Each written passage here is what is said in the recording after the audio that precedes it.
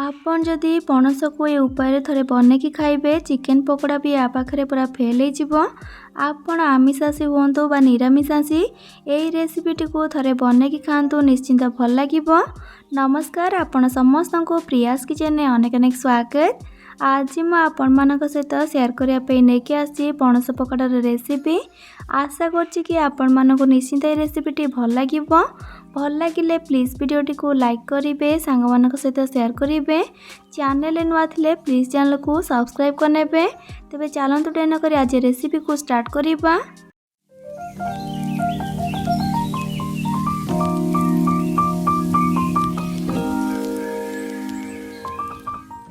यही निरामिष चिकेन पकोड़ा किंबा पणस पकोड़ा टी को बनायापाई एठी मो 2 केजी नहीं पणस कटाकटी कर सारापर ग्राम्स हो 1 केजी पणस।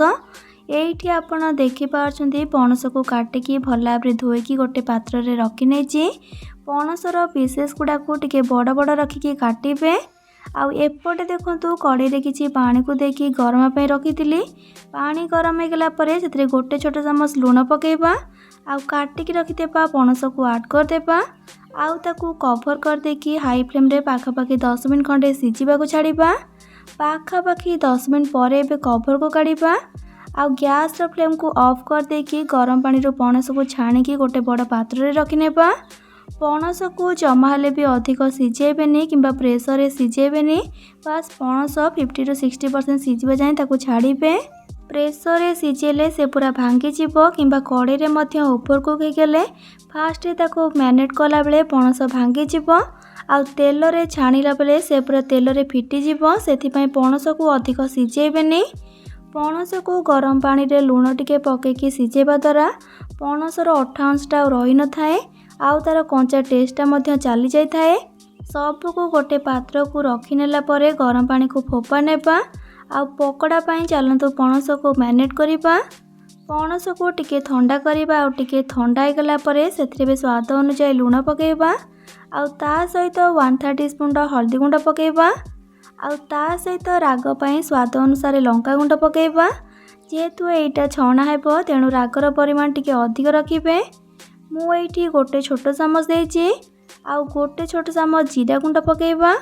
आउ गोटे छोट चामच धनिया गुंड पकेबा।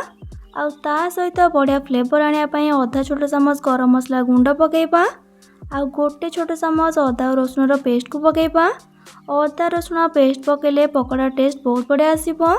ता सहित एक्स्ट्रा क्रिस्पीनेस आनिया पई एथिरे गोटे बड़ चामच धला राशि पकेबा। तापर एथिरे आमे 2 बड़ चामच बेसन पकेबा जोटा कि मु रेकॉर्ड करिया पई भूली जाईची। आपण बेसन को पकेबे बहुत बढ़िया क्रिस्पी और टेस्ट भी आसीबो। आउ ता सहित 2 बड़ चामच एठी चाउल चूना पकेबा। आउ 2 बड़ चामच एठी कॉर्नफ्लोर पकेबा। चाउल चूना और कॉर्नफ्लोर पकोड़ा को बहुत ही बढ़िया गोटे क्रिस्पीनेस दबो। आ पकोड़ाटी बहुत सुंदर लाल लाल देखा जा पाई एठी गोटे पीस रेड फूड कलर देइची। एटा ऑप्शनल अछि, आपण देई परिबे किंबा स्किप मध्य करि परिबे। एबे हमें सब को सुखिला रे प्रथमे भल्ला भाबरे गोळी नेबा। स्टार्टिंग रो आपण पानी को देबेनी, प्रथमे ताको सुखिला रे भल्ला भाबरे सब जिंस को मिक्स करिवे। एठी एबे देखंतु सुखिला रे मया को एबे गोळी देइची।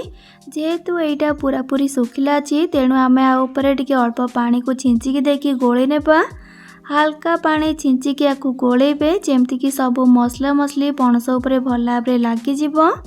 एठी आपण देखि पारछन्ती पणसटी हमर मसला मसली आ बेसन चाउल चूना कॉर्नफ्लोर रे बढ़िया भाबरे कोट हो जाईची। एबे हमको एमथि 10 मिनट पई रेस्ट बाउ छाड़ देबा। किछि समय मैरिनेट हो पई छाड़ी देले पकोड़ाटी खाइबा पई का बहुत ही बढ़िया लागिबो। 10 मिनट पणसटी मैरिनेट हो गला परे एठी देखंतु मु गैस ऊपर तेल कड़े बसई नेथिली। तेल को मु मीडियम फ्लेम रे गरम कर नेछि। पूरा धुआं उठला बळिया तेल को गरम करिवेनी, नले पणस ऊपर पोड़ी जिबा भितरटा कंचा रही जिवो। तेल मीडियम गरम हो गला परे सेतरे गोटी गोटी करके आ छाड़ छाड़ी करके मैरिनेट करके रखिबा पणस को देबा। आउ गैस रो फ्लेम को मीडियम टू हाई रे रखिकी पणस को बहुत बढ़िया गोल्डन आउ पूरा क्रिस्पी होला पर्यंत छाणिबे। मीडियम टू हाई फ्लेम रे पणस को छाणिबा द्वारा पणसटी भितर बहुत बढ़िया भाबरे छाणी हेबो। आउ खाइबा पई भी बहुत बढ़िया लागिबो। एठी आपण देखि पार्थिबे पणसर कलर बहुत ही बढ़िया आसी एकदम क्रिस्पी क्रिस्पी आ बहुत ही टेस्टी बनीची। एबे ताको तेलरु छाणिकी गोटे जगार रखी नेबा आउ सेही सेम प्रोसेस रे बाकी सब पकोड़ा को बनी नेबा। आपन थरे ए उपारे निश्चिंत भाबरे बनेकी खांतु आ बनेकी खाइला परे किपर लागिला मते कमेंट सेक्शन में निहाती भाबरे जणैबे। भल लागिथिले प्लीज वीडियोटी को लाइक करिवे, सांग मानक सहित शेयर करिवे। चैनल नुआ थिले प्लीज चैनल को सब्सक्राइब करनेबे आ पाखरे थिबा छोटो bell icon all option click करिवे जहाँद्वारा मो अपलोड करथिया मो समस्त वीडियो नोटिफिकेशंस आपण सर्वप्रथमे पाई परिबे। तेबे आज पई रहउची पुणी आसीबी नुआ एक रेसिपी नेकी से पर्यंत रहिली। लव यू ऑल, जय जगन्नाथ।